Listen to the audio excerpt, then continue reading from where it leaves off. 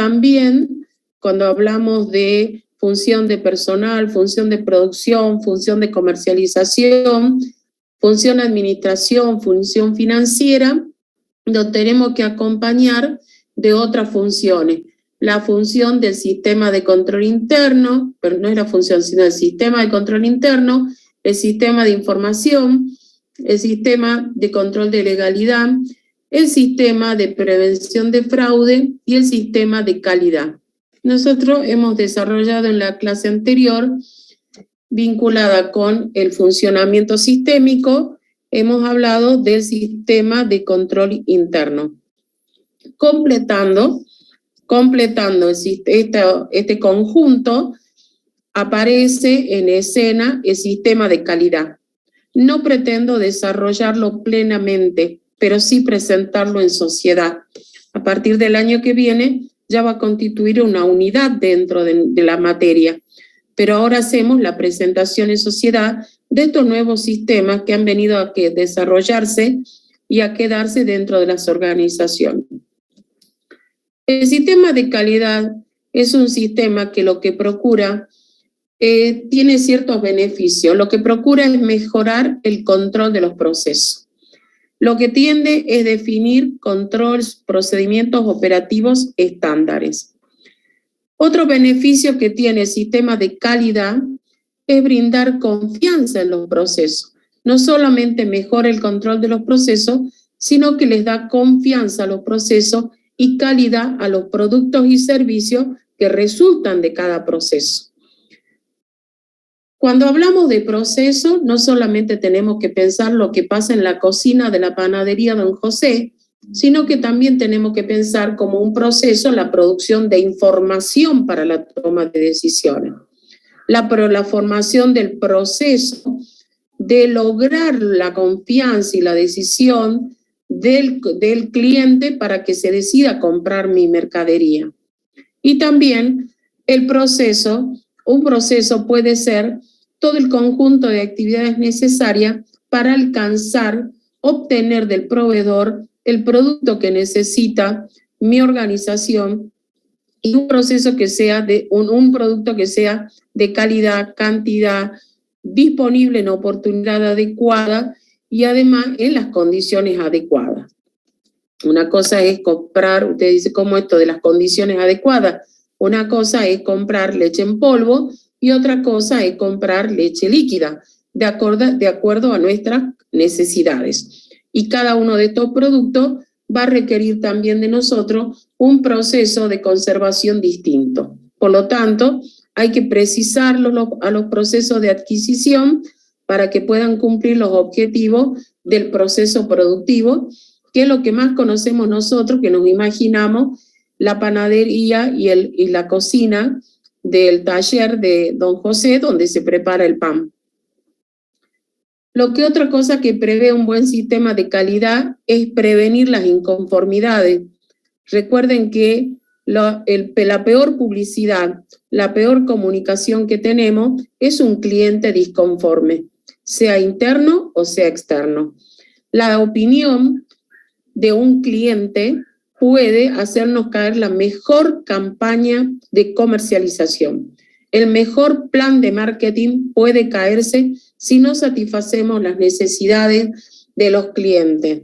Y volvemos a pensar, ¿qué cliente? El cliente es solamente aquel al que yo le puedo vender los bienes que revendo o que produzco. No, también dentro de la organización tengo clientes internos. Y otro de los beneficios es que tener asegurado un buen sistema de calidad me aumenta la satisfacción de los clientes justamente porque lo que hago es prevenir su inconformidad. Tener una organización donde sus procesos tengan calidad implica también que los procesos se obtienen productos que revisten condiciones que son aceptados sin discusiones por el mercado. Y sin discusiones por el mercado, algunas veces solamente tener el certificado de calidad es una ventaja competitiva en el mercado. creo que les hacía comentario, y si no lo acompaño ahora, de que, por ejemplo, pensemos en la producción que hoy está de moda, que es la producción de litio en la provincia de Salta, o la producción de bórax, que ocurre desde hace muchísimos años, acá en la localidad de Campo Quijano.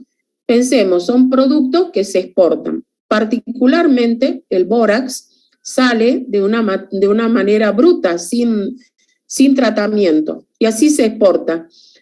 Bueno, ¿quién es nuestro principal comprador de bórax? La Comunidad o la Unión Europea. Y la Unión Europea, por su política de cuidado del medio ambiente, no acepta los productos de proveedores que no tengan certificación de calidad ISO 14001. ¿Qué es la ISO 14001?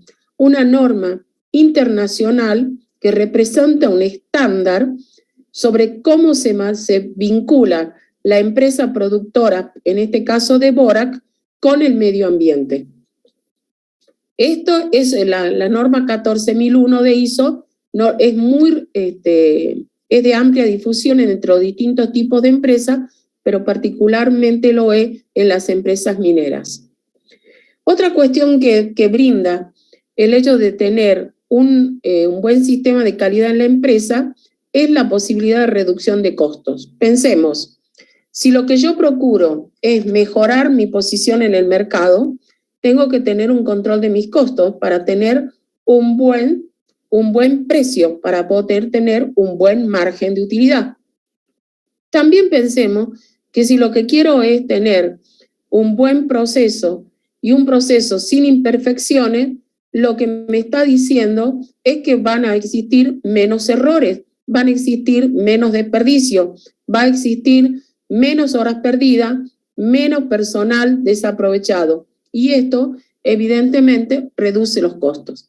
Reducir costos significa que podemos plantearnos dentro del mercado a discutir un precio en mejores condiciones. Y pensemos qué pasaría si se trata de un mercado que es monopólico. Entonces, donde se tiene que salir a pelear pelear en el sentido de salir al mercado, a luchar por un espacio en el mercado, si podemos salir con mejores costos a competir con un producto o con un productor que en principio sería monopólico. Estas cuestiones deben ser analizadas porque hoy en día ya no hay nada definitivo. Antes se hablaba de mercado monopólico como situaciones de estático que nunca podrían sobreponerse. Pero hoy en día, con los procesos de privatización, con los procesos de tercerización de los productos, el concepto monopólico ya no es tan estático, sino que se ha vuelto más flexible. Un sistema de calidad debe inspirarse en algún modelo. Alguien define cómo tiene que ser un sistema de calidad que me dé estos beneficios. Bueno, hay un sistema que es reconocido generalmente a nivel mundial y es el que se refiere al modelo ISO. Por ejemplo, hay las normas ISO, que son normas internacionales de estándares, pueden referirse a la calidad en los procesos de la prestación de servicio, a la calidad en el manejo de la información, a la calidad en el seguro de la información, puede referirse a la relación con el medio ambiente, puede referirse a la gestión de los riesgos. Todo tiene normas estándares.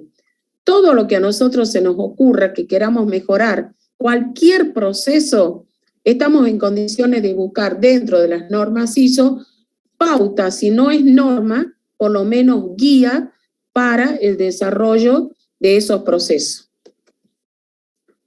También hay un modelo holandés que es el PASE. Ese también es un modelo de calidad que no tiene una divulgación nada más que para los Países Bajos, pero también es de aceptación.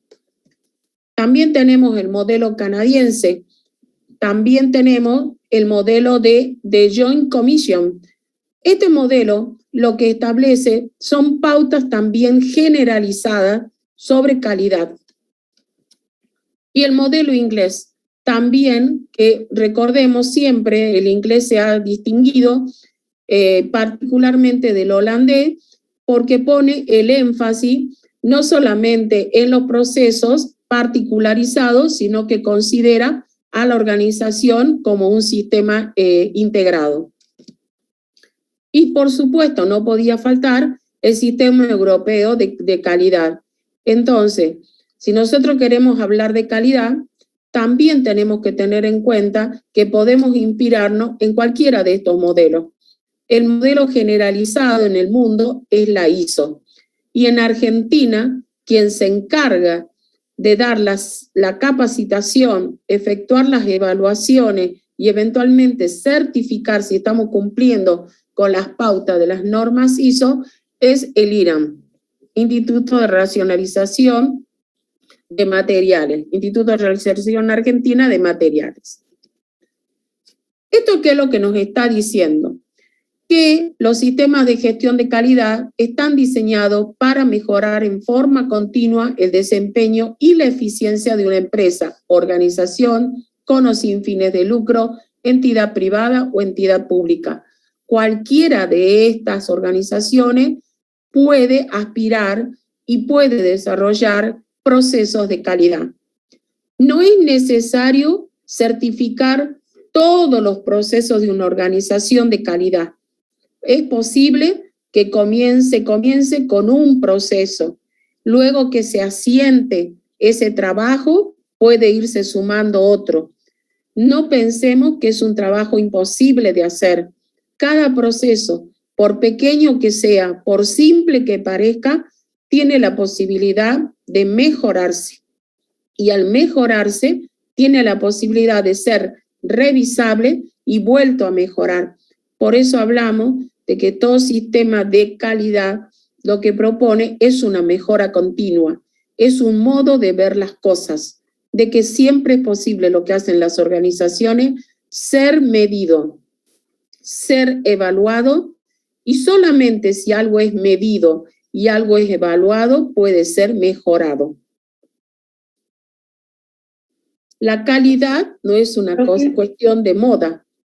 La calidad es una cuestión de vida. Sí, ¿alguien quería comentar algo?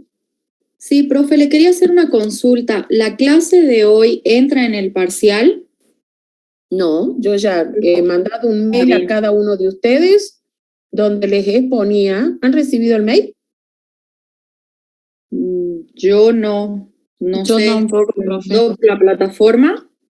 Sí, a través de los mails que ustedes han presentado, tienen declarados, yo les he mandado un mail, pero no importa. Ya les comento en todo caso que, bueno, hago un paréntesis acá, el contenido que entra es hasta las clases dadas el viernes 22.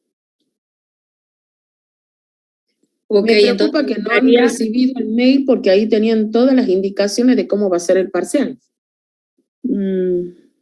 Bueno, por lo menos en la plataforma no hay. Bueno, no, es un mail personal. Yo le mando a cada persona.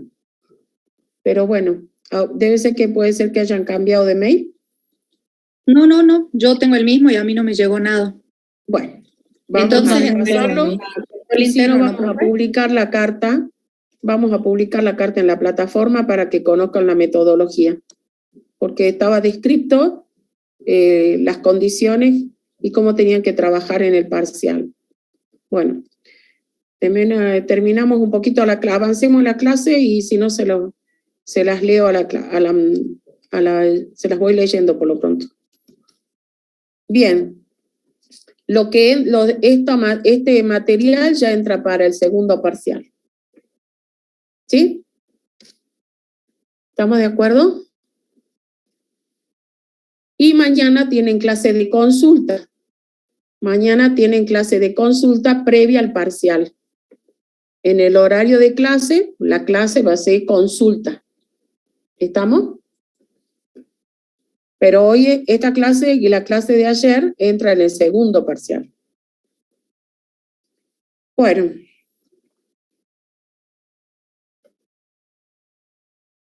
Denme un minuto, por favor, porque no, yo he mandado esto.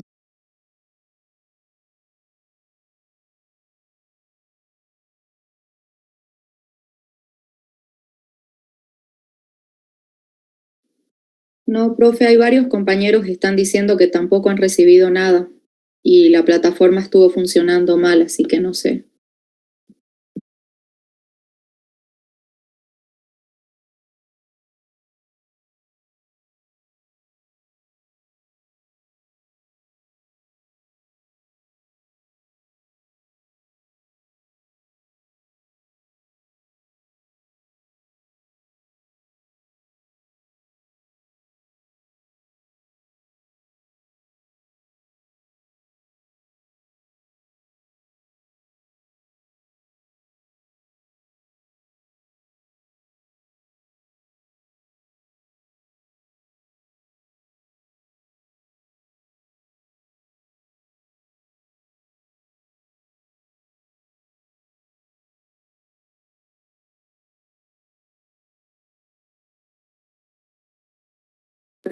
Perfecto. Esto es un sistema de queja de cliente, ¿ves? Inmediatamente vamos a tratar de resolver el problema. Es un buen mecanismo de control interno. Estaba convencida que tenían el mensaje. Y bueno, así nos pasa a veces en las organizaciones. Creemos que estamos llegando bien al cliente, al interesado, y puede ser que no estemos llegando bien. Así que esto es sistema de queja. Queda clarísimo que el mecanismo vale como elemento de control interno.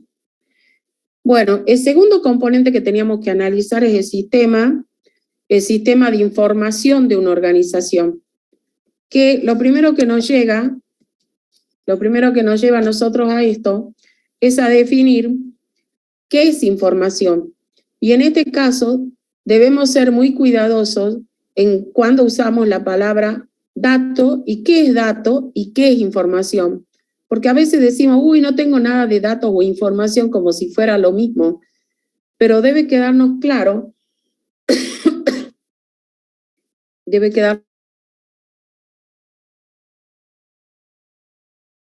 dato es un antecedente necesario para llegar al conocimiento de algo. Eso es un dato, un antecedente necesario para llegar al conocimiento de algo. Pero una información la componen datos que han sido colocados en un contexto significativo que ha sido comunicado a alguien que tiene capacidad de tomar decisiones. Entonces, primeramente, agudicemos nuestras expresiones. Como profesionales y todavía de las ciencias económicas, no podemos entonces usar como sinónimo dato e información. Una cosa es dato, antecedente necesario para llegar al conocimiento de algo, y otro es información. ¿Qué es información? Un conjunto de datos que están puestos en un contexto que tiene significado y que ha sido comunicado, todas las condiciones, miren todas las condiciones, que sea dato, que me sirva para conocer algo, que esté puesto en un contexto, que el contexto sea significativo y además que haya sido comunicado a alguien que tiene capacidad de tomar decisiones. Es decir, que va a ser información, en definitiva, si quien lo recibe puede tomar una decisión a partir de ella. Si no, es otra cosa, no es información. No sé qué será, documento, conjunto de palabras, pero información tiene esta definición. Entonces lo que nosotros necesitamos es saber qué es un sistema de información, porque el sistema de información nos va a permitir tomar decisiones para poder alcanzar los objetivos. Había una postura hasta hace unos 40 años, y por eso advierto que fue hasta hace unos 40 años, porque puede ser que ustedes alguna vez se encuentren con algún libro de una data mayor, y lean esta perspectiva. Y entonces decía, la organización es una máquina y la información es una herramienta de control de la máquina. Es decir, que es una técnica y es pasiva. La información mira lo que hace la organización y después toma algunas manifestaciones de la actividad. ¿Y qué hace? Las comunica. Es una actitud ahí, mira la información como si fuera algo muy técnico, es una herramienta, dice, y es pasiva, es como si fuera una herramienta de control posterior. Y es la clásica imagen que tenemos de los estados contables. ¿Qué hace? Es una expresión técnica que muestra lo que ya ocurrió. Pero si nosotros miramos a la organización como un sistema, la cosa cambia. ¿Por qué? Porque el sistema tiene vida propia, interactúa, se mueven los componentes de la organización. Entonces, dice la organización es un sistema. Está compuesto por subsistemas que promueven alcanzar un objetivo común. Entonces, la información en realidad no es algo aislado, no es una herramienta, sino que es un subsistema de la organización. Por eso es que hablamos del subsistema de información.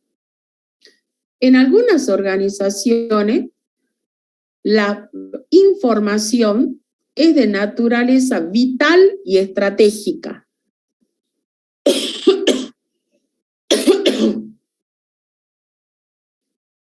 Voy a tomar un poquitito de agua y ya vengo.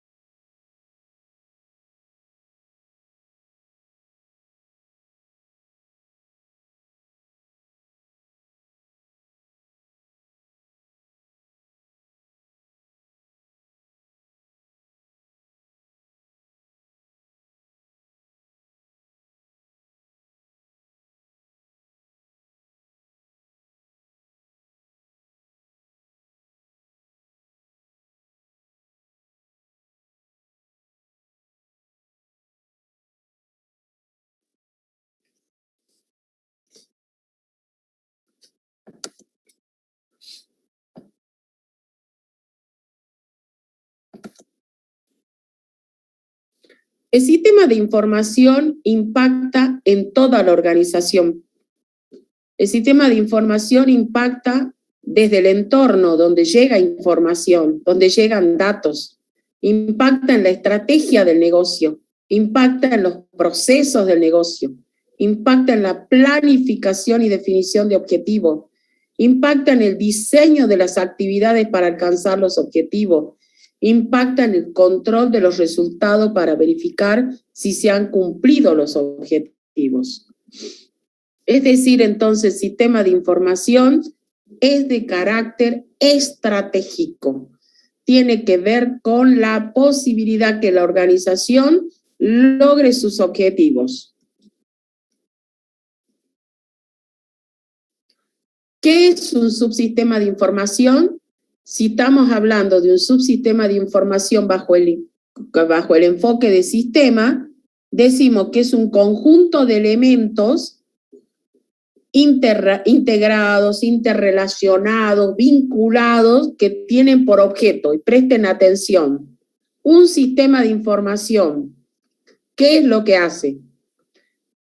Captura,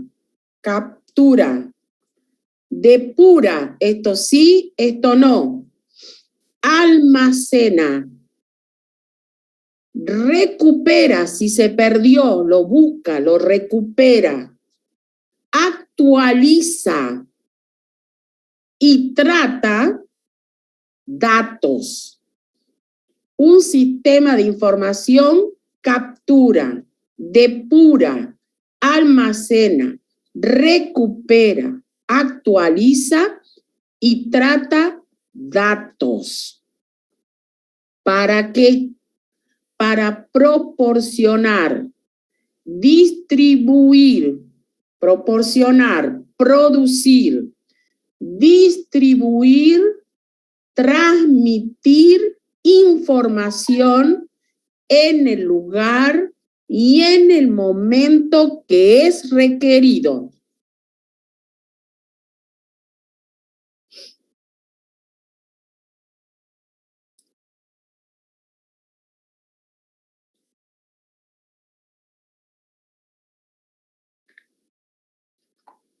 Me acaban de comunicar que se lo va a reenviar al mail esta tarde.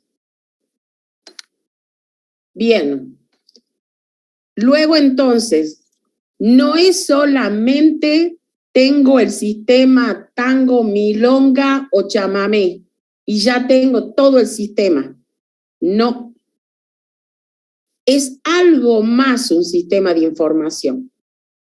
Es capturar, depurar, almacenar, recuperar, actualizar y tratar datos para proporcionar, para dar, para distribuir, para presentar información. ¿Dónde? En el lugar y en el momento que se necesite. No en cualquier momento ni a cualquier persona, sino donde se necesite. ¿Y esto qué quiere decir? Que si se lo presenta en un momento en que ya no lo necesito, ya se llama otra cosa. Papel se llama. Mail, pero información no se llama. Porque si la información no es oportuna, pierde su esencia. No sirve para nada. Se llama otra cosa. Informaciones para tomar decisiones, para lograr objetivos y tiene que ser oportuna. Si no cumple con ese requisito de la oportunidad, si la recibo a las 8 de la mañana del día siguiente y yo la necesitaba para el día anterior, ya no sirve, es un papel. Sí, tiene un montón de datos, gráficos, lo que ustedes quieran, pero yo la necesitaba ayer y usted no me la presentó a la información ayer. Hoy es un conjunto, un papel con datos, gráfico, pero ya no se llama información. Un sistema de información lo que hace entonces es brindar información. ¿Y qué era información? Era un conjunto de datos en un contexto significativo provisto a alguien que puede tomar decisiones. ¿Y dónde se toman decisiones dentro de la organización? En todos los niveles se toman decisiones. Se toman decisiones en los dueños, en los gerentes, en los jefes de departamento, en los jefes de sección, en los jefes de división. En todos los niveles se toman decisiones. Entonces, el principal objetivo es brindar información a todos los sectores de la organización para que puedan tomar decisiones. La pregunta es, ¿a todos los sectores la misma información? ¿Qué opinan? No, profe. Tiene que ser información relacionada a su área. A su área y a su nivel, a su lugar dentro de la estructura. Bien. Luego, de esta manera, se colabora con el alcance de los objetivos. Y, cuidado, el principal objetivo es que nosotros tengamos la información. Uno de los elementos es que también viene del entorno la información o los datos, que yo le acabo de mencionar. ¿Por qué? Porque esto implica, puede ser la ventaja competitiva, tener los datos y la información de manera oportuna puede ser la diferencia de que yo gane o no mi espacio dentro del mercado. Entonces, puede ser entonces factor determinante. Por eso hablamos de ventaja competitiva, que nos puede llevar a una mejor rentabilidad, a la captura de un mercado, pero también, si es inoportuna, a la pérdida de un mercado, a la pérdida de cliente, a la pérdida de una oportunidad. Entonces, el sistema de información produce información para todos, debe hacerlo, porque en todos lados se toman decisiones, porque si no se toman decisiones a ciega, a tienta, a pura intuición. De 1000 personas, una persona tiene desarrollado un buen sistema de intuición y le permite tomar decisiones aunque no tuviera la información en un papel o en un informe. Pero en general se necesita la información.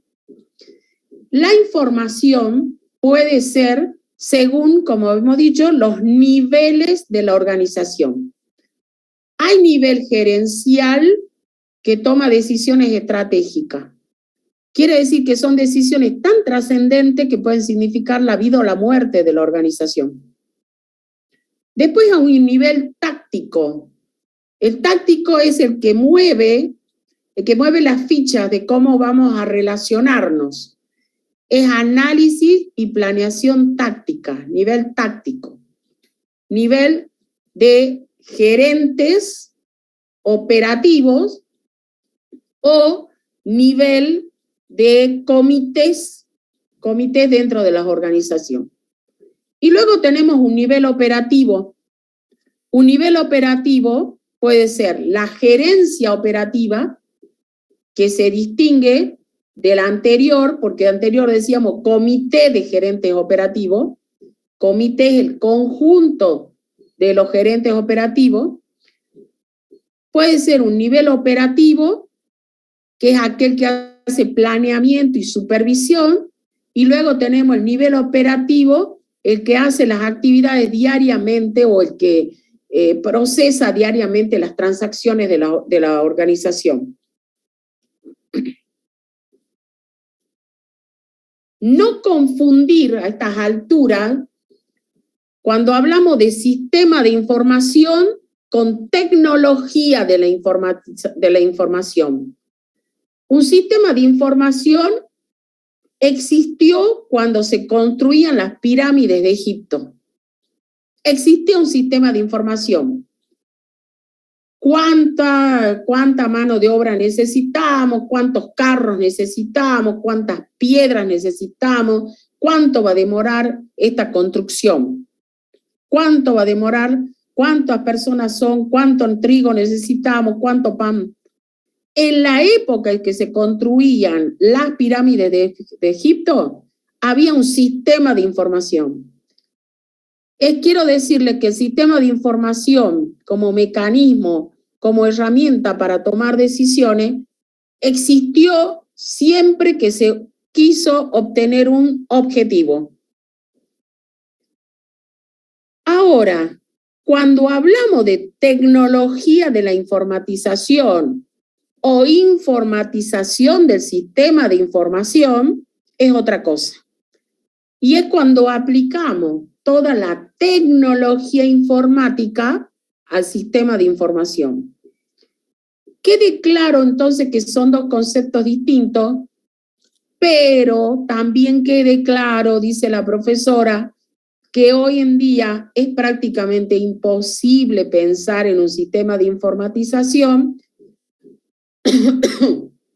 que no esté informatizado, a la cual no haya hecho un buen uso de la tecnología para hacerla más eficiente al sistema. Por eso hoy existe una confusión y lo usamos como si fueran sinónimos, pero no son sinónimos. Pero hay un acercamiento casi tangencial entre estos dos conceptos, pero que nosotros tengamos en cuenta que existen diferencias. ¿Quedó claro eso? ¿Quedó claro? ¿Quedó Sí, claro, profe. chicos? Bien. Luego, esa tecnología de información, ahora ya partimos de la idea que evidentemente hay un acercamiento tal de que se nos hace casi inevitable hablar como si fueran sinónimos. Esa tecnología de información permite darle un gran impacto a los sistemas de información. Dentro de la organización y fuera de la organización. Es decir, que mejora el sistema de información, ese que hablaba el sistema COSO, que tenía que tener un buen sistema de información, mejora la información interna de la organización y entonces podemos hablar de que un buen sistema de información interno está soportado en una buena tecnología de información y utiliza Internet como herramienta, hablamos de intranet, que es el mecanismo de comunicación interna que afianza un buen sistema de información interno dentro de las organizaciones y que utiliza la tecnología a través de intranet. Y bueno, y la vinculación hacia afuera de la organización es nuestro conocido Internet. Entonces, si existen en la organización tres niveles jerárquicos, uno estratégico, el otro táctico y el otro operativo, entonces el sistema de información tiene tres clasificaciones. Un sistema de información estratégico, un sistema de información táctico o informacional y un sistema de información operativo. Para que no nos quede en el aire estas cosas, vamos a ver qué es un sistema de información operativo. Otro llamado también transaccional. ¿Por qué? Porque es la que va a gestionar las transacciones normales, comprar, vender, registrar, cobrar, pagar, esas transacciones habituales. ¿Quién registra? ¿Quién gestiona esa información? El nivel operativo. Es decir, que es mucha información la que va a gestionar, muchos datos con los que va a trabajar. Van a tratarse de informaciones, de transacciones muy automatizadas. Normalmente, ¿no? Vamos a ver que hay muchas entradas y salidas de información. Se hacen muchos cálculos, muchos recálculos, muchos controles en la factura, muchos controles de los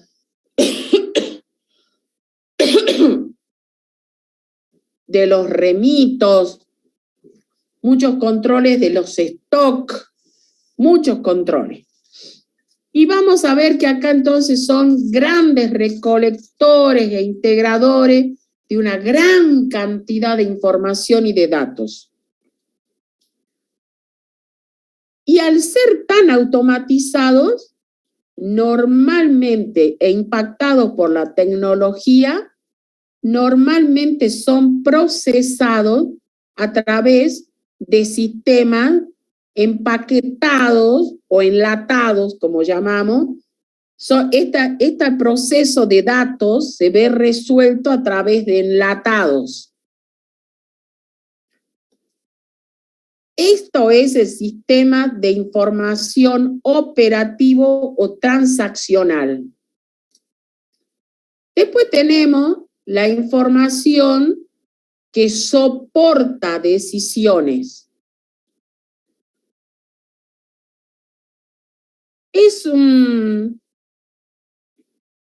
El sistema de información que soporta decisiones o nivel táctico, recibe la información procesada del nivel operativo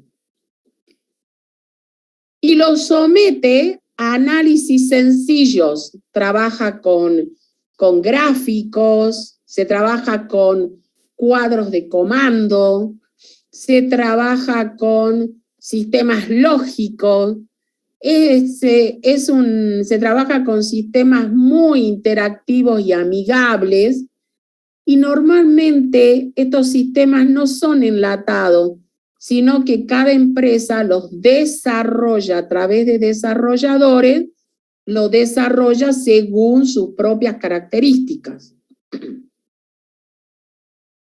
Bien, sigamos. Si tuviéramos que pensar, vamos a adelantar un poquitito.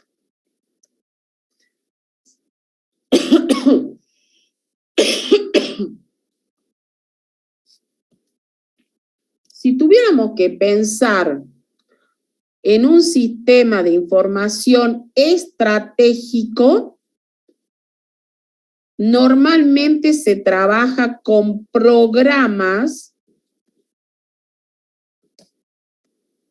para la toma de decisiones de grupo o sistemas de expertos, eso se llaman los sistemas simuladores, que permiten incorporar variables o ir cambiando variables para evaluar los resultados y de esa manera tomar decisiones.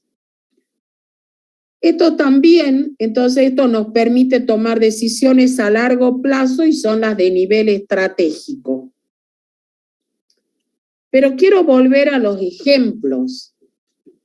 Si acá la profe me está diciendo que hay 3 tipos de subsistemas dentro del sistema de información: el operativo, el táctico y el estratégico, vamos pensando en los ejemplos, porque así nos queda más fácil. En esta pantalla puedo mostrarles algunos ejemplos de cuáles serían los productos de cada subsistema. Y empecemos por el más bajo, que es el de nivel operativo. Operaciones que manejan grandes cantidades de datos, muy automatizadas. Generalmente se usan los enlatados. Tenemos ahí, por ejemplo, mucha información referida al movimiento financiero de las organizaciones. Saldos, comprobaciones de saldos bancarios, conciliaciones bancarias, todo lo que tiene que ver con finanzas, cobros, pagos de impuestos, la administración de efectivo. Y miren cuál es un ejemplo típico de producto del subsistema operativo: la contabilidad. Un poco me adelanté y en algún momento les mencioné que uno hace referencia a que cree que porque tiene una contabilidad ya tiene resuelto el problema del sistema de información. No. Y le di que recuerden a Fowler Newton, allá en Introducción a la Contabilidad, cuando dice que la contabilidad es una parte, así lo describe. En aquellos tiempos, no sé si alguien se detuvo, pero cosas que llaman la atención, ¿cómo que es una parte del sistema de información? Ya nos decía Fowler Newton, cuidado que es nada más que una parte del sistema de información, ¿no? Hay más información. Así que el que crea que tiene resuelto su sistema de información porque tiene una contabilidad, entiéndase que está en un nivel operativo, que todavía le falta el táctico y todavía tiene que pensar como profesional de ciencias económicas en pensar en productos para sus clientes a nivel táctico y a nivel estratégico. Ahí nos tenemos que distinguir, porque esto viene en enlatado. Lo que yo les estoy contando lo podrán diseñar ustedes. Podrán diseñarlo con un desarrollador, podrán comprar un enlatado, pero honestamente iban a hacer supervisión de esto. Pero a mí me interesa que ustedes pongan el ojo en los otros dos niveles. Porque esa es la diferencia profesional. Ahí está en la que se pueda tomar decisiones. Ahí tienen que estar ustedes. Remuneraciones, liquidación de sueldo, tiene sus propios controles. Y yo, como siempre digo, tiene un control fantástico la liquidación de remuneraciones. Por lo menos partimos de un punto. Nadie va a cobrar de menos, porque no hay mejor control que el que cobra el sueldo. Sabe exactamente lo que tiene que cobrar. Entonces, si cobra de menos, por lo menos ese renglón, sabemos que está bien controlado. Ahora, si hay alguien que cobra de más, tendríamos que establecer controles para ese punto.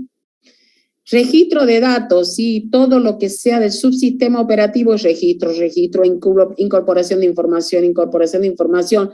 Antes lo hacíamos a mano. Hubo época que se pasaba por tarjeta. Claro que eso es prehistoria para ustedes. Pero hoy podemos tomar, dicen, pueden chupar, pueden tomar la información de otros archivos. Perfecto. Pero siguen registrando datos, trayendo, importando, procesando, pero datos. Todavía no hemos llegado a la información. Siguen en los datos. A nivel operativo seguimos en datos. Y acá estamos preparados para ser profesionales. Seguimiento de pedidos, programación de pedidos. Uy, eso que se ha puesto tan de moda ahora con los delivery. Esto ha cobrado total importancia, total desarrollo. Control de equipos. Si se nos para una máquina, se puede parar el proceso productivo. Si se nos rompe un servidor, se nos para la empresa. Programación de la planta. ¿Cuántos turnos? ¿Cuándo tengo que renovar las máquinas? ¿Cuándo tengo que renovar la flota? Hay empresas las empresas mineras, las petroleras, las mineras, todos los años cambian su flota de camiones y camionetas. Piensen ustedes, cambian toda la flota, toda. Nómina de personal, información de producción, cuentas por pagar, cuentas por cobrar. Meramente operativo, fácilmente manejable, enlatado, operativo. Yo me juego por la otra instancia. Yo me juego por la instancia del área táctica para empezar, porque ahí los quiero a los profesionales. Haciendo el análisis administrativo de las ventas, haciendo el control de inventario. ¿Cómo? ¿Qué nos vamos a poner nosotros a controlar los tornillos? ¿Ves? Con era que teníamos que ser profesional, un nivel táctico. La mayor inversión está en los inventarios. La mayor inmovilización está en los inventarios. El mayor riesgo está en los inventarios. Entonces, cuidado con los inventarios. La diagramación de la producción, profe, ahí está el ingeniero en producción. Sí, más el contador, el licenciado en administración. Los dos profesionales diagraman la producción. ¿Por qué? Porque el ingeniero tiene su perspectiva operativa con su sesgo profesional. Y el contador, ¿qué es lo que está mirando en el proceso productivo? ¿Dónde tengo la información? ¿De dónde voy a sacar el dato? Acá tengo que recoger datos, acá tengo que recoger datos. ¿Por qué? Porque esto me va a permitir tomar decisiones. Me va a permitir diseñar el operativo para que yo después tenga la información para tomar decisiones. La presupuestación anual. La presupuestación anual, ustedes escuchan la palabra presupuesto. Realmente la palabra presupuesto creen que es de aplicación solamente al sector público. De ninguna manera. El presupuesto, ¿ustedes creen que nació en el sector público? No, nació en el sector privado. Hacer una buena proyección de ingresos y de gastos aseguraba lograr niveles de rendimiento. Entonces, ahí está el profesional. Análisis de costos, análisis de inversión en capital, análisis de precio y de utilidad. análisis de costo de contratos. Esto, particularmente el tema de costo de contrato, tiene que ver con la decisión de que muchas actividades hoy en día dentro de la organización se tercerizan. Les hacía mención, seguramente cuando han desarrollado la función de producción, que es la función menos pensada que se puede tercerizar. Todos nunca nos imaginamos soltarnos de la producción.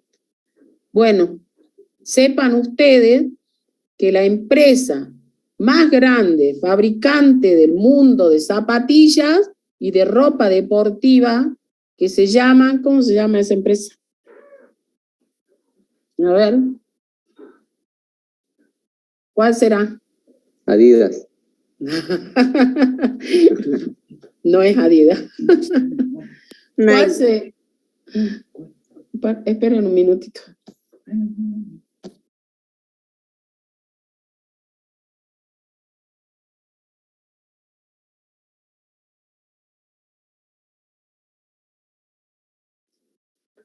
Bien. Bueno, me gustó eso de Adidas, ¿eh? Es la mejor empresa europea. Es la mejor empresa europea, pero ¿contra quién perdió la batalla Adidas? Cuando quiso, ¿contra quién? Contra Nike. Contra Nike. Cuando Adidas pretendió hacer lo que hacía Nike, perdió la batalla. Nike tiene tercerizado su proceso productivo. ¿Ustedes sabían eso? No tiene fábrica. Nike no tiene fábrica de nada. Todo está tercerizado. Sin embargo, es la gran vendedora. Ellos, ¿qué piensan? ¿Cuál es la filosofía de Nike? Nike piensa que las empresas no tienen por qué perder tiempo pensando en la producción. Ellos tienen que poner el énfasis en la venta, en la comercialización, porque ellos lo que procuran es el lucro. Entonces, ¿dónde pone su fábrica Nike? A ver, si se acuerdan, fabricado en, ¿dónde dice? La zapatilla, las remeras, ¿dónde dice? ¿Fabricado dónde? En algún país del sudeste. Del sudeste. A ver. ¿De qué sudeste? ¿Nadie? Del sudeste asiático. Ahí van Nike a buscar y a poner sus fábricas. ¿Por qué? ¿Por qué hace ese análisis?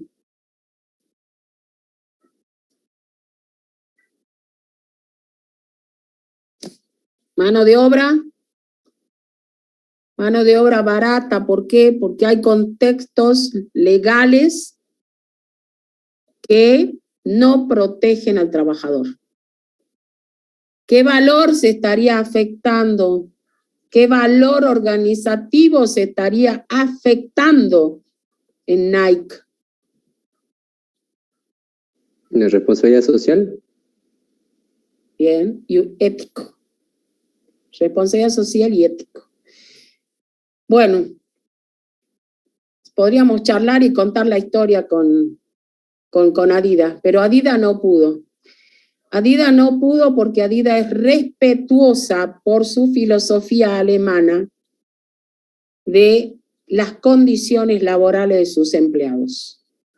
Entonces, no pudo con los costos. Por eso termina Adidas quedándose con zapatilla y con indumentaria propia deportiva y no avanza como Nike en otra que es casual, aparte de la deportiva. Es interesante que lean las historias para que si les interesa repliquen y si no, busquen otras historias. Pero las historias hay que buscarlas. Por eso decía que el análisis del costo de contratos también es una cuestión que refiere a la parte táctica. Así como anécdota les cuento, esta cuestión de tomar la decisión de tercerizar o no la función de producción, ¿no? La función menos esperada, porque nos imaginamos tercerizar todo. Somos capaces de tercerizar con la contabilidad, que produce información, con una tranquilidad de espíritu genial, pero el tema es, con la producción no, con la receta del no la compartimos con nadie. Entonces, pero sí, es factible, y más de lo que ustedes creen, se terceriza la función de producción. Hay una tendencia. Bien, que tampoco es la de los japoneses, ¿no? El toyotismo tiene otra filosofía. Hay que leer de estas cosas para que entiendan cómo se organizan las empresas. ¿Por qué se produce tanto y tan ordenadamente en Toyota? A ver, ¿qué pasó? ¿Por qué no se replica el mismo modelo en Europa, en la fábrica de automóviles? Se los dejo dando vueltas. A ver. Bien. Hay que buscar.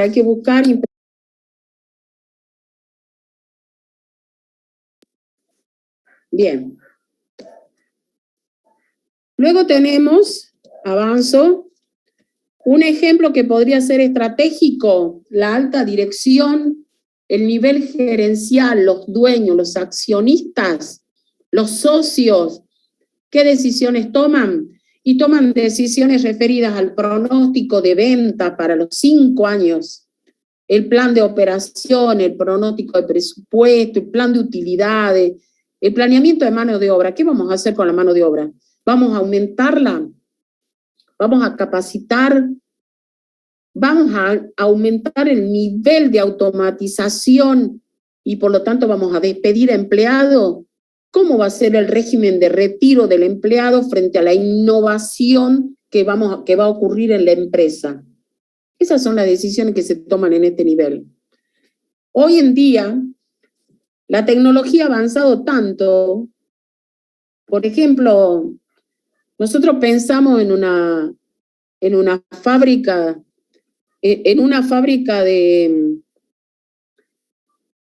mejor dicho, en una ensambladora de partes de vehículos en la República Argentina, incluso hasta en Brasil.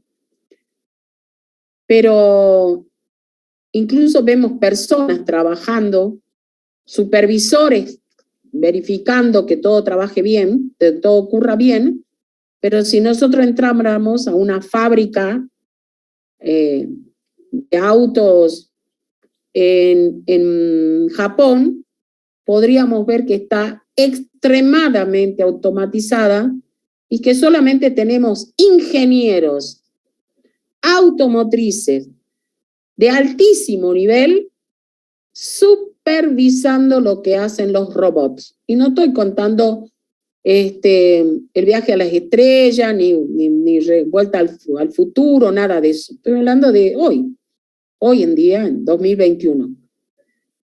Entonces, vamos viendo que la tecnología impacta y puede ocurrir que una empresa piense que esa tecnología puede llegar y ellos pueden tomar decisiones, se produce esta disrupción tecnológica, se incorpora tecnología, pero muchas veces eso puede significar desplazar mano de obra. ¿Cuál es la política que se va a seguir? Es una decisión que se toma a altos niveles. Bien, acá terminamos brevemente, hemos cerrado lo que sería el sistema de información. Y este sistema de información entonces viene acompañando al sistema de control interno, al sistema de calidad y viene el sistema de información. Y luego aparece en escena el sistema, un sistema que ya ha superado la instancia de simple sistema, sino que se ha transformado en una función dentro de la organización, que es la función de aseguramiento del cumplimiento normativo o, como su expresión anglosajona, del compliance, que representa una función de cuidado normativo, de aseguramiento normativo. Qué importante que es, ya lo planteaba, el sistema de control interno, que uno de los objetivos era asegurarse el cumplimiento de la normativa vigente. Y es tan importante que ahora la ciencia de la administración le reconoce la calidad de función. Tiene el mismo nivel, el mismo estatus. Cuidar la normativa tiene el mismo estatus que la función de compra, que la función de venta, que la función de producción, que la función financiera. Tiene el mismo estatus. ¿Por qué? Porque hay muchas empresas que han fracasado, que han caído por no haber dado cumplimiento a la normativa vigente. Entonces, la función de aseguramiento del cumplimiento normativo tiene un primer actor, y ese actor se llama oficial de cumplimiento. Para ser oficial de cumplimiento, que hoy tiene una demanda importantísima en las grandes organizaciones, y esto va lentamente avanzando hacia la mediana empresa por el momento, tiene que tener una certificación, es decir, es una especialidad.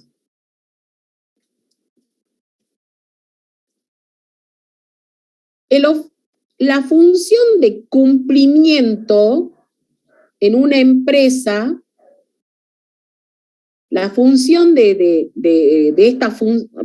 los objetivos que persigue la función del compliance es establecer procedimientos adecuados que le garanticen a los directivos y a los empleados y a todos aquellos que se vinculen con la empresa que se está cumpliendo la normativa vigente.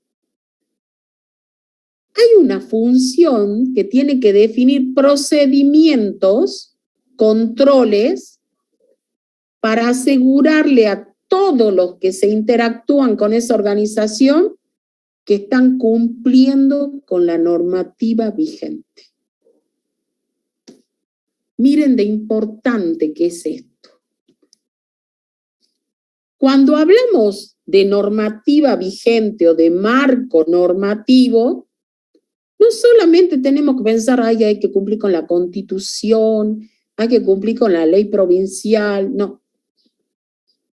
No solamente es Constitución, leyes, políticas internas y compromisos con clientes, proveedores, terceros, y lo que está escrito en los códigos de ética. Hace algunos años, una compañera de ustedes, en un trabajo monográfico final para recibirse, me acuerdo que planteó el diseño, las pautas de cómo se podría diseñar en una empresa X un manual de ética. Y me acuerdo que uno de los profesores evaluadores, que no eran justamente de la cátedra, que había dirigido el trabajo, se sentía sorprendido de pensar que las empresas privadas pueden tener códigos de ética. Y ustedes saben que hoy es una de las mejores protecciones que tiene una organización. El código de ética se grafica como una sombrilla que protege a la organización. Es el primer punto, porque uno de los principios éticos es justamente cumplir las normas legales. O sea que no podemos ver que una persona decir que normalmente se lleva puestas las normas legales, decir que es ético. Hay una contradicción. Entonces, esta función le asegura a la organización a través de un oficial de cumplimiento, le asegura el cumplimiento de la Constitución, y ahí estamos hablando de los tratados internacionales, de todas las convenciones internacionales, sino a las leyes, a las ordenanzas municipales, a las políticas internas escritas en un plan estratégico, a los compromisos con los clientes. A veces con los clientes o con los proveedores se firman cartas compromiso. Con terceros, por ejemplo, imaginemos una empresa que produce energía eléctrica. Una empresa que produce energía eléctrica puede firmar un convenio con una fundación que representa los derechos de aquellas personas que tienen alguna enfermedad que los hace electrodependientes, que siempre necesitan estar conectados a un instrumento que habla, que sostiene sus niveles vitales. Electrodependiente.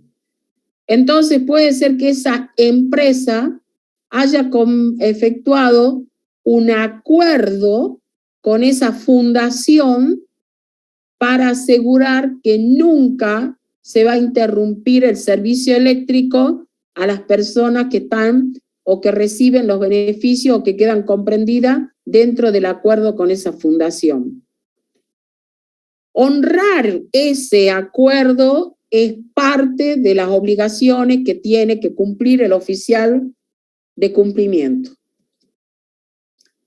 Es necesario entonces, como todo lo que venimos hablando hasta acá, todas y cada una de las funciones requiere que nosotros identifiquemos sus objetivos. Si este es el objetivo que persigue esta función del compliance, lo que necesita es identificarle los riesgos, clasificarlos y establecer los mecanismos de prevención, gestión, control y reacción que tiene que tener la empresa. Ustedes dirán, sí, pero la empresa de producción o de transporte de energía eléctrica, ¿qué puede hacer si corre viento y se cae la torre y nos cortó la luz a todo, profe? ¿Qué podía hacer ellos? Bueno, tiene que prever algún plan de contingencia que le asegure que aunque se caiga la torre y se nos corte la luz, a esas personas que son electrodependientes, se les va a restablecer de la manera más rápida y hay que proveerles un grupo electrógeno, por ejemplo. O sea que está bien, no hay cuestiones que podamos decir no se va a poder. Algo podemos hacer siempre. No somos dioses, pero sí podemos realizar todas las actividades necesarias para morigerarlo al riesgo. ¿Qué riesgos pueden haber en una empresa? ¿Qué riesgo podría tratarse del incumplimiento de una norma legal que signifique que podría causar un grave daño a la empresa? El tema de la responsabilidad penal de las personas jurídicas.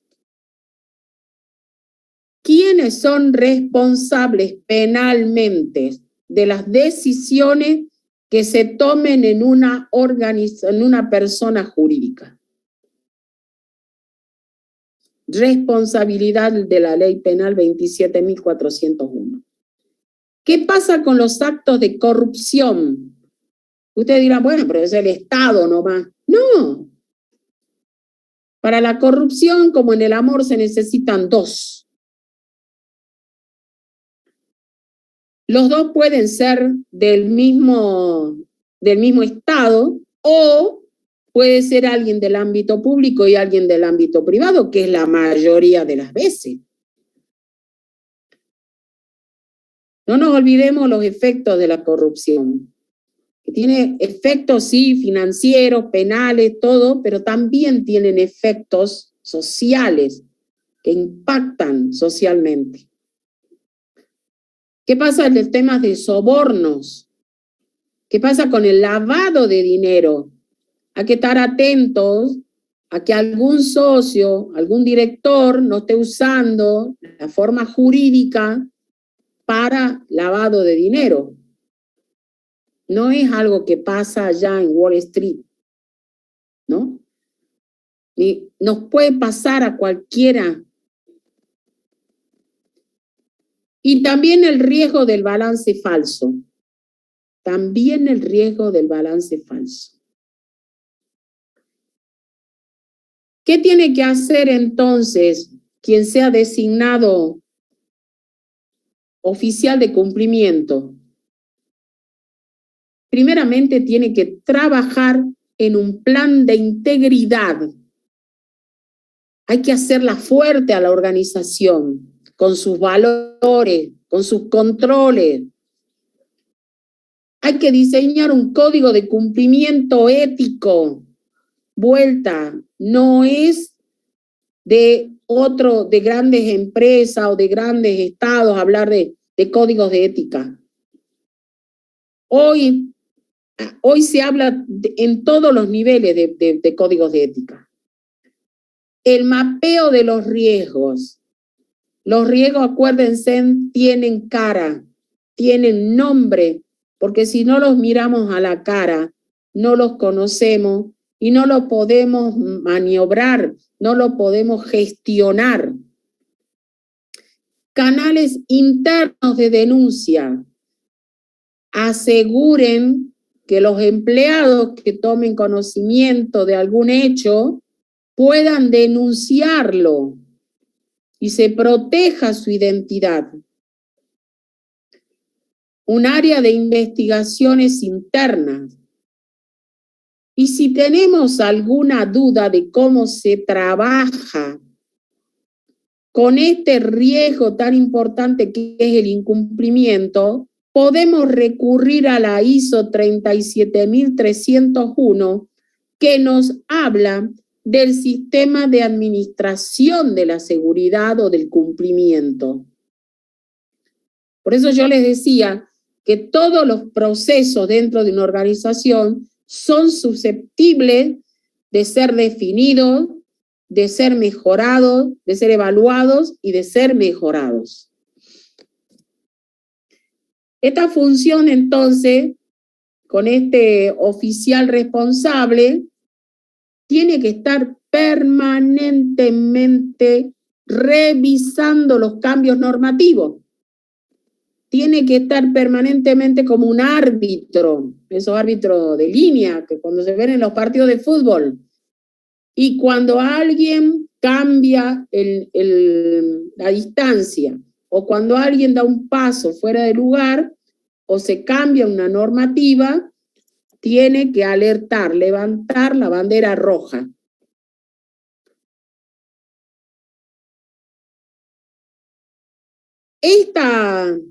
Esta función de compliance suele ser el último, digamos, el último filtro antes de la denuncia penal. Así que quien trabaje como oficial responsable, que puede ser un profesional de ciencias económicas con especialidad, va a tener que trabajar con el abogado. Tiene que informar permanentemente de cuáles son las áreas de riesgo, las posibilidades de riesgo, de incumplimiento, y tiene que identificar todo el tiempo cuáles son los cambios a las regulaciones que afecten al funcionamiento de la organización. Después de todo, lo que estamos queriendo es lograr los objetivos de la organización. Entonces, tenemos que cuidar este punto también. Código de mejores prácticas. Cuidado con esto. Sistemas de seguridad para la información, porque hay un gran riesgo dentro de las organizaciones. Existen el riesgo al fraude. Es otro sistema que se suma al control interno, al control de calidad, a la función de compliance, se suma al sistema de información, se suma el sistema para prevenir fraude corporativo. Y uno se pregunta, ¿qué tipo de fraude puede haber en una organización? En una organización puede haber dos tipos de fraude. Un fraude corporativo, que se refiere al fraude que comete la empresa, la alta gerencia, para perjudicar a un usuario de estado financiero, a un inversionista, a un prestamista, a un accionista o al Estado, si tuviera que usarlo para declarar impuestos, o a la sociedad en general. Se habla de fraude corporativo, cuando lo que se quiere es perjudicar a alguien que está afuera de la organización y se lo hace desde la alta dirección. Pero también tenemos el fraude laboral, y el fraude laboral es el que cometen los empleados para perjudicarla a la propia empresa. El robo, la mal liquidación, el exceso de liquidación de comisiones, el exceso en la comisión de bonus, etc. Entonces también tenemos que distinguir que la acción del fraude puede afectar la vida de la organización. Pero hay que distinguir, porque de ahí también se van a distinguir las responsabilidades. Un fraude corporativo desde la alta dirección podrá ser analizado desde la perspectiva penal, porque además tiene dolo, tiene intención. En cambio, el fraude laboral puede tratarse o puede haberse producido por una falla del sistema de control interno o por una falla del oficial de cumplimiento. Pero empecemos por lo que es más básico, que normalmente un fraude laboral puede haberse generado por una falla en el sistema de control interno. Bien, ¿qué pregunta tienen hasta ahí?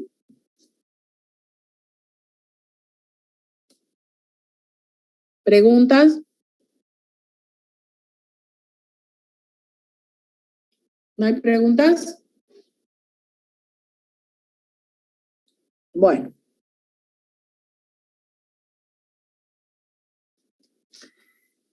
Una vez que hemos abordado todas estos subsistemas, nos permite ya estar en condiciones en abordar. Se dice que la organización está sustentada, está soportada en dos grandes pilares, o mejor dicho, en tres grandes pilares. El primer gran pilar es la gente.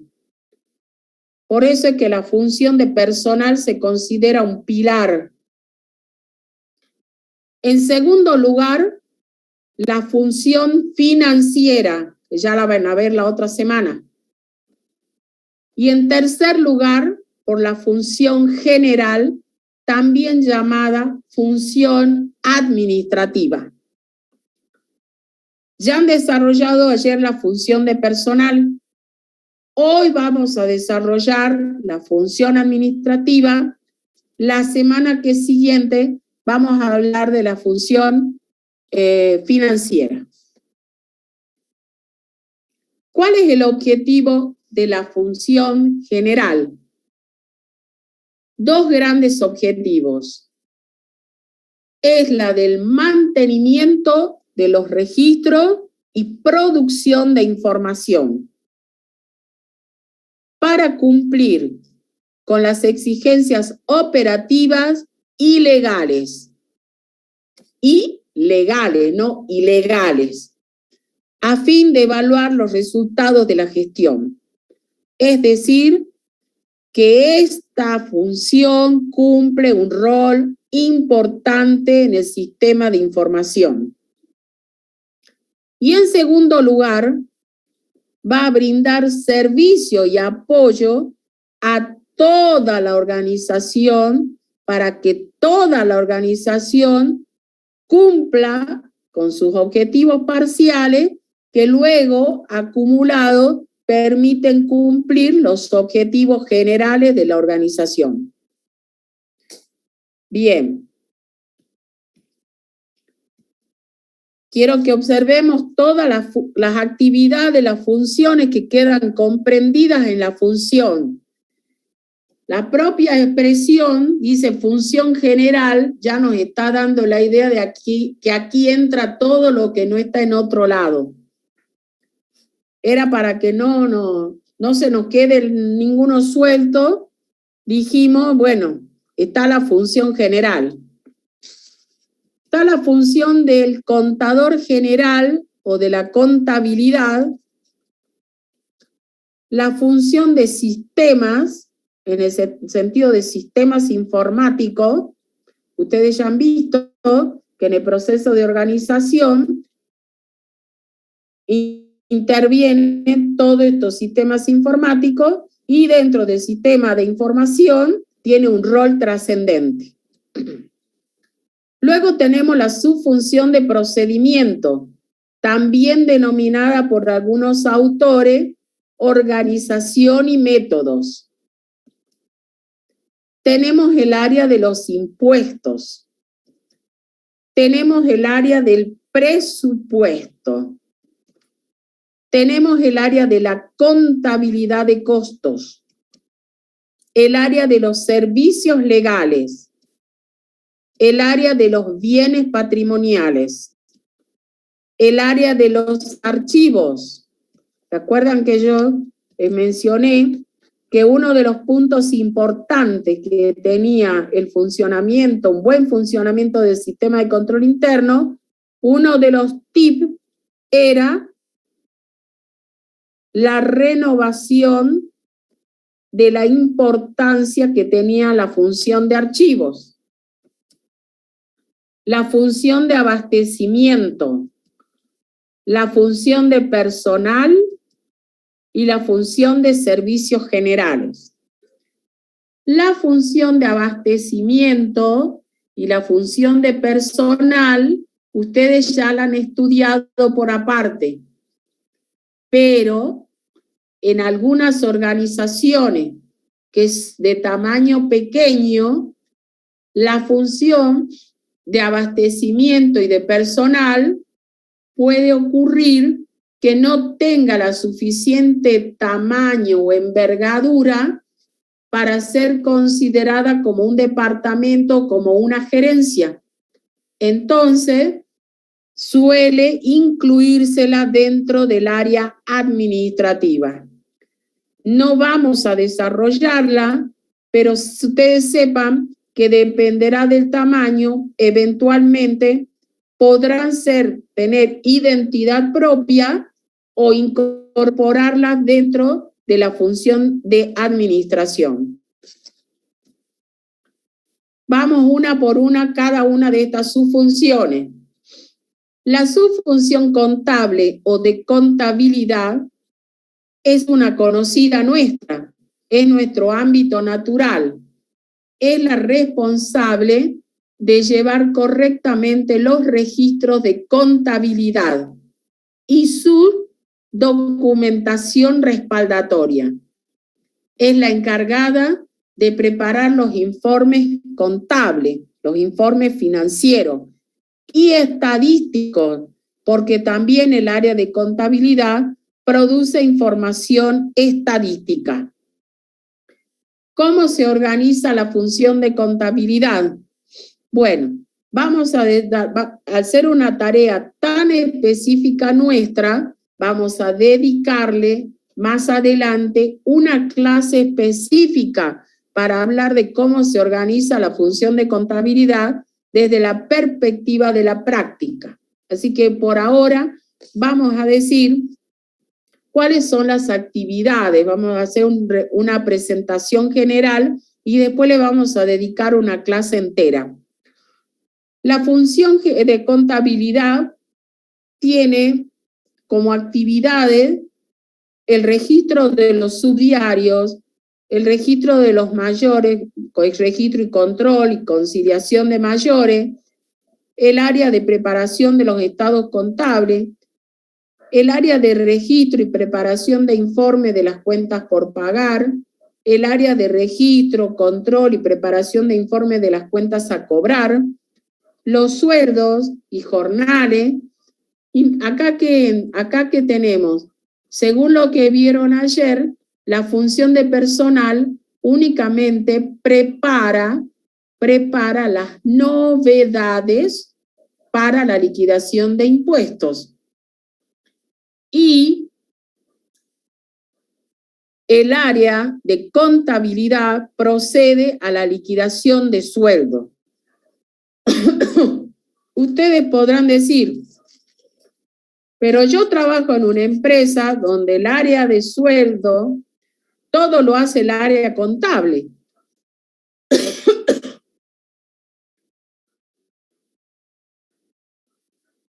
Deme 2 minutos, otra vez me tocó la voz.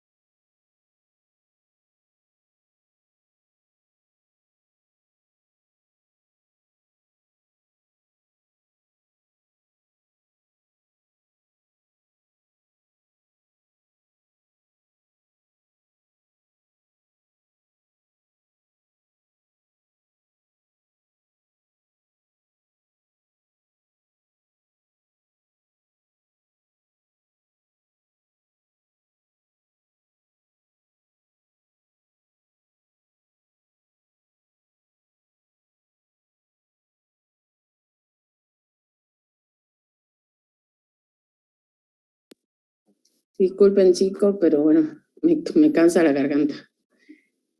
Bien. Ustedes dirán que en sus empresas ustedes han podido ver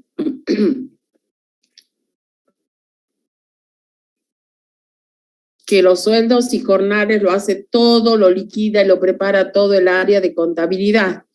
Bien, es probable, pero ustedes piensen que estamos hablando de funciones, que si alguien que liquida los sueldos es distinto del que controla la asistencia y prepara las novedades, entonces está todo ok porque hay separación de funciones por oposición de intereses. Acuérdense, separar funciones para que se controlen entre sí. Quien custodia, quien controla, no puede registrar. Acuérdense de eso. Bien. Luego tenemos el tema de la facturación. Y ustedes dirán, profesora, yo trabajo en una empresa donde el vendedor factura. No es lo mejor. Hay una debilidad del control interno ahí. Y entonces, ¿quién tiene que facturar? Y el vendedor vende. Y hay otra área que factura, el área de facturación. Sí, pero en la práctica no se da. Todavía hay otro caso, que en la caja se factura y en la caja se paga. ¿Cómo es eso? Hay otra falla grave de control interno. Observen cuando ustedes vayan a los negocios. ¿Qué pasaba en el súper? Había alguien que facturaba y que cobraba, pero había controles extra, actuación permanente de la supervisión. Entonces tenemos que tener en cuenta la facturación, dónde se realiza, quién la realiza, y tenemos que en lo posible separar esas funciones. No hay una receta única. Ustedes van a conocer la empresa y ustedes van a saber si hay o no riesgo. Eso va a depender de ustedes, de la actitud de observación y de análisis que tengan. Lo único que podemos decirle desde la cátedra es separación de funciones, controles, análisis de riesgos. Y por último,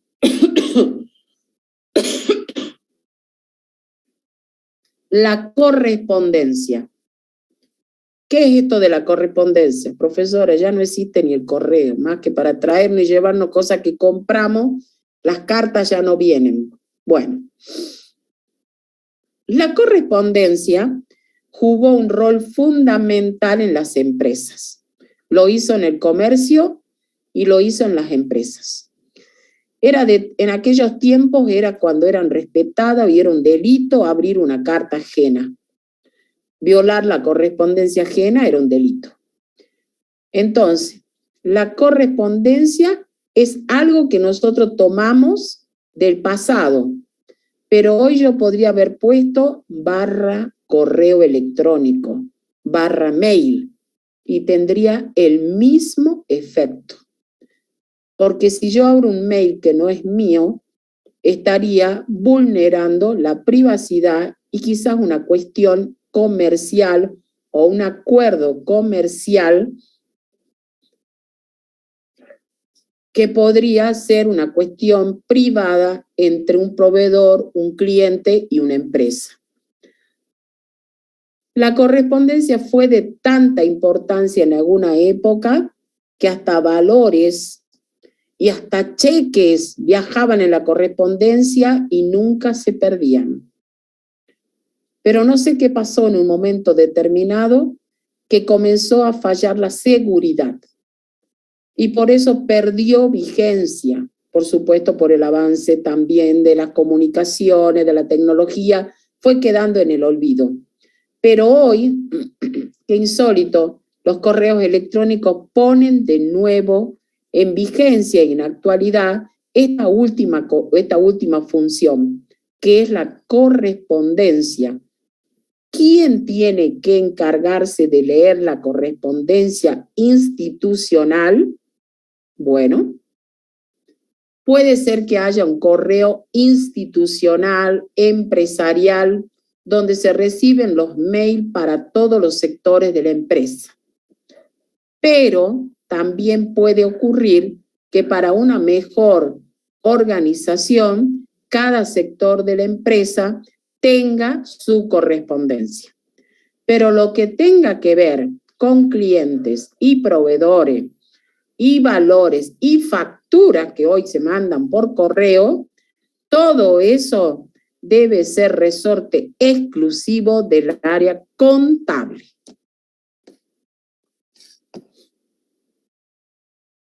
Cuando estoy organizando la función contable, tengo que tener en cuenta toda la normativa. Acuérdense de la función de aseguramiento normativo. Tengo que tener en cuenta toda la normativa y de acuerdo al tipo societario o a la forma jurídica en que me haya organizado. Lo que dice el Código Civil y Comercial, dice normas específicas para la contabilidad de las personas jurídicas. La Ley General de Sociedades, la Ley de Cooperativas, la Ley de Entidades Financieras, etc. Hay que tener en cuenta la normativa emitida por los organismos de superintendencia y hay que tener en cuenta también las resoluciones emitidas por la Federación de Consejos Profesionales. Bien.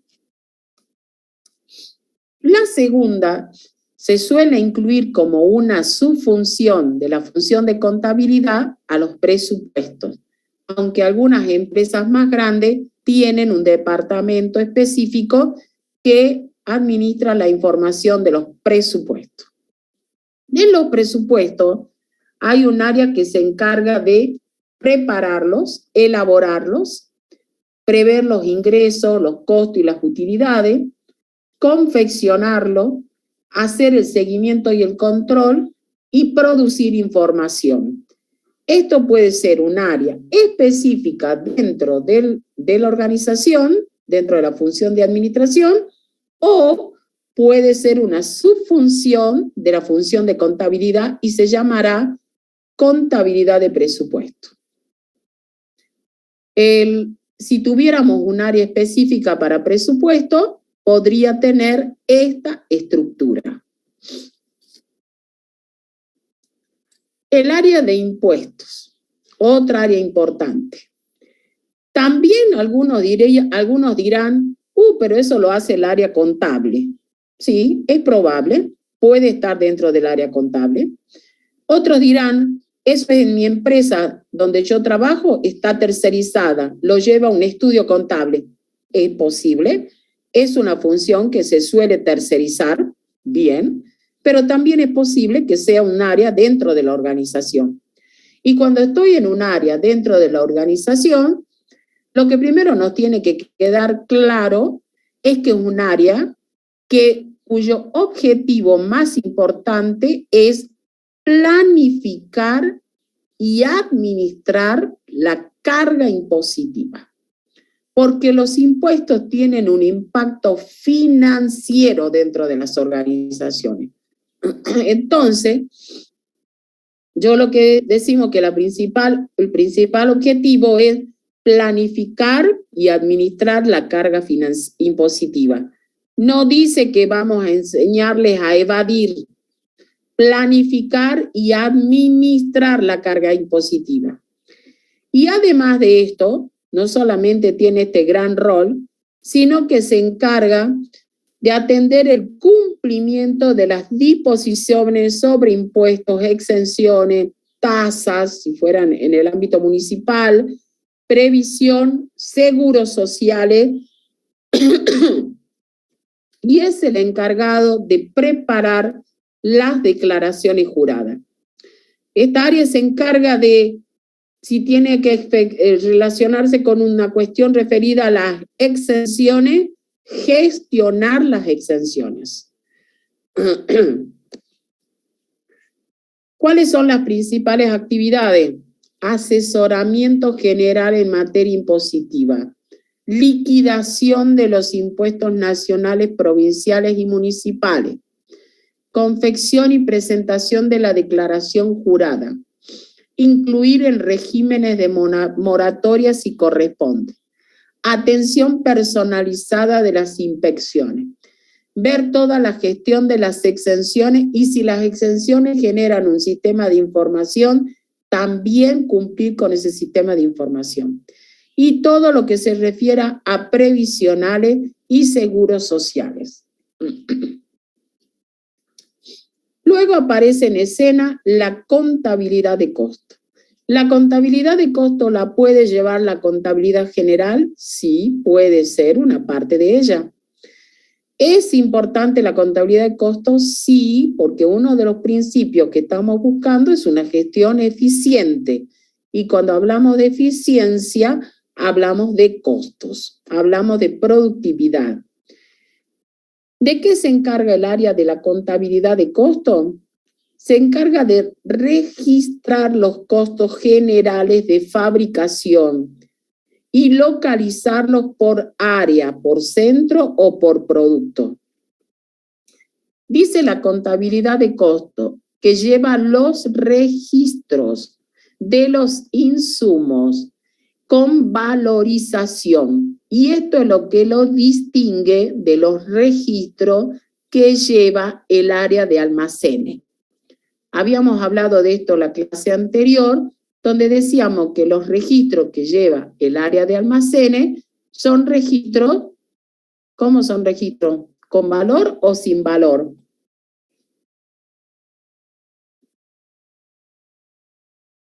¿Chicos? Sin valor, profe. Sin valor. Es perfecto, gracias. Entonces, vamos a decir que esto, en esta área, es donde se permiten determinar los costos. Acá tenemos entonces los costos y los precios. Este es el área que lleva lo que se llama el inventario permanente y también es lo que va a registrar los tiempos, porque el tiempo es un componente que está representado en horas hombre, es un componente de la determinación de costos. Y luego, respecto de los costos indirectos, va a determinar cómo va a ser el mecanismo de distribución. Por supuesto que en esta área se maneja mucha información como determinar costos unitarios o determinar el costo marginal, etc.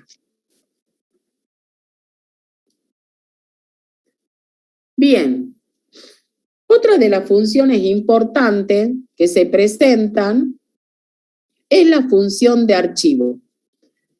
Decíamos que uno de los tips más importantes que tiene el control interno es que se deben revalorizar los archivos. ¿Y de qué se encargan los archivos? De guardar y resguardar la documentación y la información, y de la gestión de la documentación y la información. Esa información que necesita la organización por razones operativas, tributarias o legales.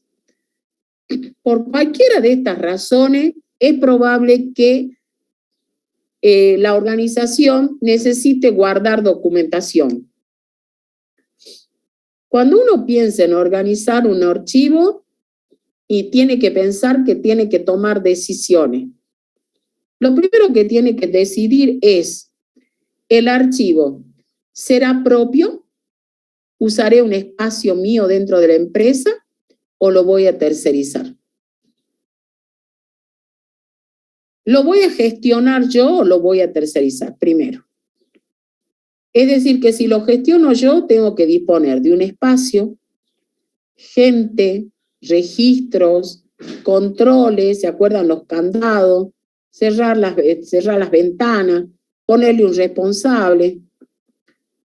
O voy a contratar los servicios de una empresa, que las hay, que brinden el servicio de archivo de documentación. Opción que tengo que resolver. Segunda opción, si resolviera que yo voy a hacerme cargo, tengo que pensar, ¿va a ser en un local propio? ¿Hay un espacio de la organización que voy a destinar al archivo? No es que lo voy a tirar a los papeles al fondo, no es que lo voy a poner en un baño en desuso, no. Un archivo va a cumplir condiciones. O voy a alquilar un local. Piensen, costo, costo, costo.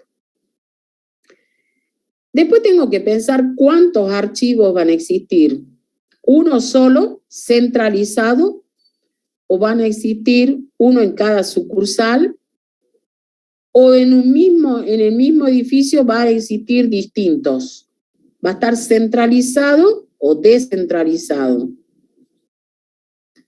Cuando yo tengo tomado más o menos estas decisiones, comienzo a preguntarme, ¿qué voy a archivar? Miro la cantidad de papeles que tengo, de comprobante, de factura, de registro. ¿Qué voy a archivar? Después me pregunto, ¿cómo voy a archivar? ¿Físicamente o voy a digitalizarlo? Cuando ya tengo alguna de estas respuestas, ¿cómo y con qué sistema lo voy a clasificar? Tengo para archivar toda esta documentación. ¿Cómo voy a clasificarla? ¿Alfabéticamente? ¿Geográficamente? ¿Numéricamente? ¿Cómo? ¿Cómo voy a hacer? O le voy a dar códigos. ¿Cómo va a quedar identificada? Le voy a poner un código de barra, un letrero en cartulina, un letrero a mano, un letrero impreso. Lo voy a poner en bolsas, lo voy a poner en cajas. ¿Dónde lo voy a poner? ¿Cómo lo voy a identificar? Y si esto fuera poco, todavía tengo que pensar que si tengo guardada en un local un montón de documentación, aunque yo la tuviera adecuadamente clasificada, ¿cómo voy a encontrarla? Un sistema de localización. Todo eso hay que pensar solamente para organizar el archivo. El archivo puede ser mixto, puede ser que alguna información se guarde en papel físicamente y otra digitalicemos. Es posible. ¿Y qué medidas de seguridad van a tener? Porque al ser un elemento tan delicado, tan delicado, me pregunto yo, ¿qué actividades de control interno van a requerir? Primeramente, toda la documentación que entra al archivo debe estar identificada. Tiene que estar registrada. Si alguien la consulta o le presto a alguien la documentación, tengo que registrarlo. Hay que disponer quién puede ir a ver la documentación, niveles de acceso, restricciones. Cuando alguien va a ver una documentación o a pedirla, tiene que demostrar quién es y para qué la quiere. Como normalmente los archivos están en lugares distantes de donde queda la empresa, puede establecerse un mecanismo de consulta remota por imágenes.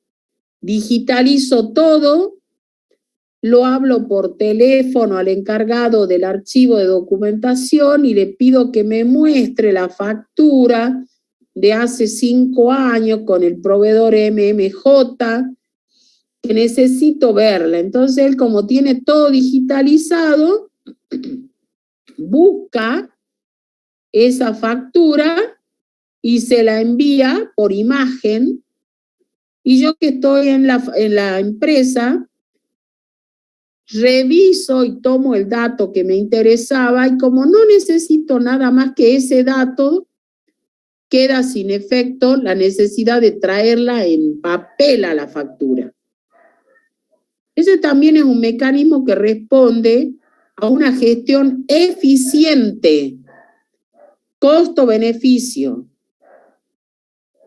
Otra cuestión, costo-beneficio, que es el tiempo que me demanda a mí ir hasta el lugar donde está el archivo, buscarlo, fotocopiarlo y volver. Piensen en el tiempo de ineficiencia. Hay que estar permanentemente vigilando el archivo. No nos olvidemos que es un sector de la empresa que vive cuando la empresa ya ha muerto. ¿Por qué? Porque ya no existe más, ha sido declarada en quiebra. Entonces, todavía el síndico o los proveedores o el juez recurren al archivo de la documentación. Hay que designar responsable. No puede ser tierra de nadie el archivo. Y hay que establecer medidas de seguridad física, extintores, control de humedad, composición del aire, etcétera, etcétera. Recuerden, para un parcial, ejemplo de actividad de control interno.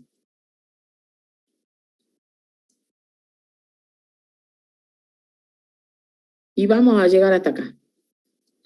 Continuamos la próxima clase. ¿Alguna pregunta?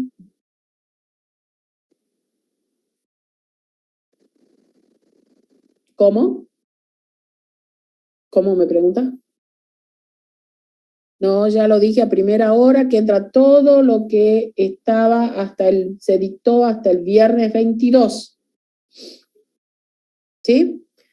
Van a recibir de nuevo, no sé qué pasó, una notificación donde les explico cómo va a ser el parcial y cómo se tienen que organizar ustedes para participar del parcial el próximo viernes.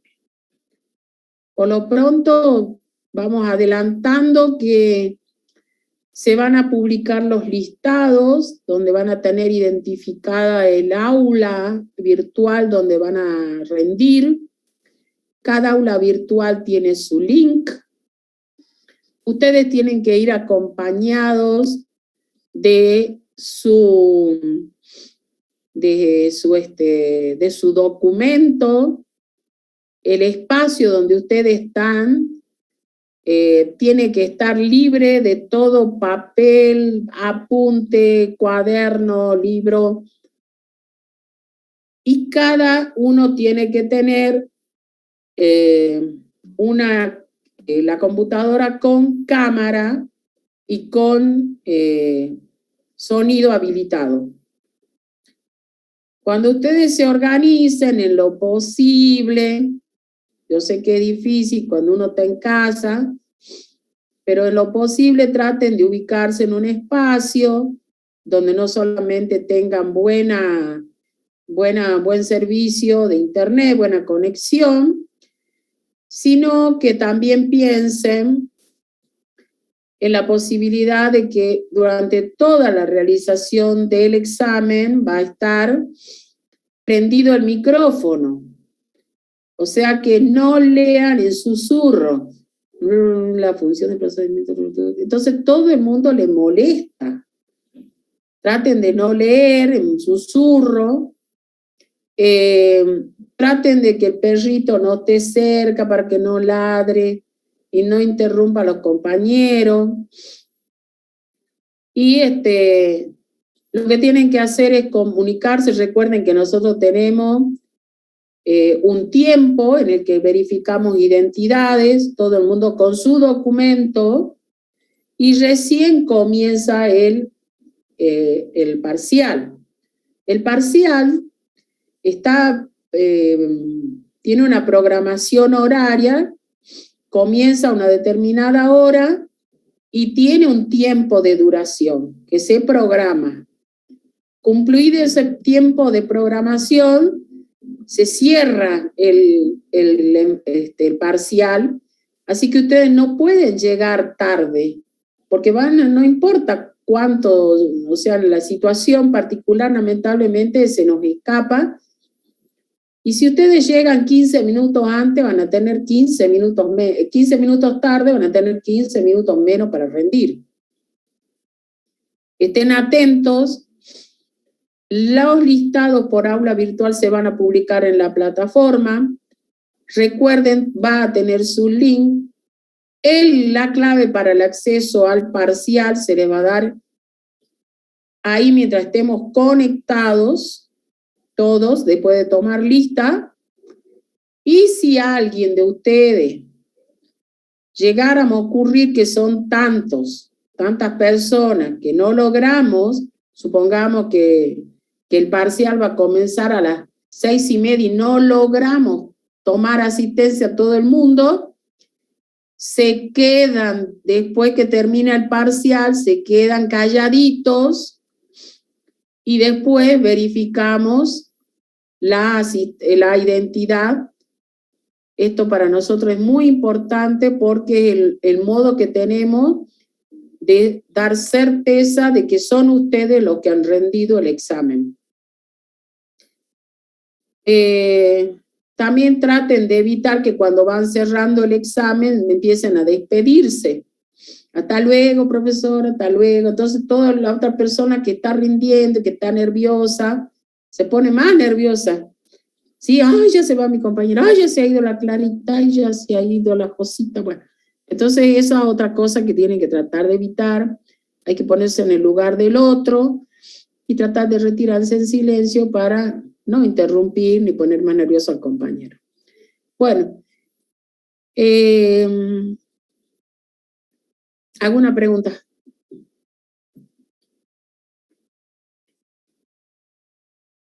¿Alguna otra pregunta? Lean con atención las consignas. Requiere mucho trabajo extra de parte nuestra, así que va a requerir mucha atención de ustedes. ¿Por qué? Porque es difícil trabajar en una materia tan práctica, hacer un examen virtual, pero bueno, tenemos que trabajar con todas las herramientas también que tengamos nosotros, porque queremos evaluar cómo hemos llegado a ustedes. ¿Preguntas? Recuerden, mañana... Sí, lo escucho. En un momento las profesoras dijeron que quizá necesitaba una hoja para dibujar y que quizá había que sacar una foto y subir. No, no va a ser necesario. No. Bueno, eso. Gracias. No, nada. ¿Alguien quiere algo más? Profe, ¿se sabe la duración del parcial? Esta noche lo vamos a comunicar porque estamos haciendo la última prueba para que ustedes dispongan del tiempo necesario. Así que Bien, esta gracias. noche lo vamos a informar. Esta noche Gracias. ustedes van a tener un mail donde le va a repetir todo lo que yo le dije con algunas otras precisiones. ¿Sí? Si no está el mail, lo vamos a, de todas maneras, a pesar de que le mandemos el mail a